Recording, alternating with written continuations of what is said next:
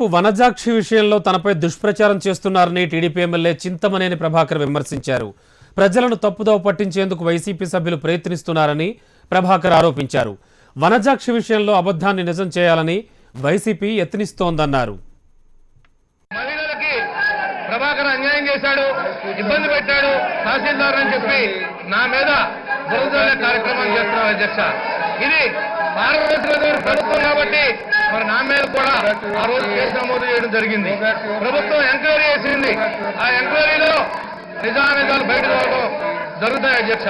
కానీ అయినప్పటికీ కూడా ఒక చెప్పిన దాన్ని పదే పదే చెబుతూ ఒక అబద్ధాన్ని నిజం చేయాలని చూడటం జగన్మోహన్ రెడ్డి గారికి వాళ్ళ పార్టీ సభ్యులకి ఇది ఒక అలవాటుగా మారిపోయింది అధ్యక్ష. ఈ రోజు వాళ్ళు చేస్తున్నటువంటి ఆరోపణల్లో ఏమైనా చిత్తశుద్ధి కానీ నిజాయితీ కానీ ఉంటే రంపమనండి అధ్యక్ష, నేను శాశ్వతంగా రాజకీయాల నుంచి తప్పుకుంటా.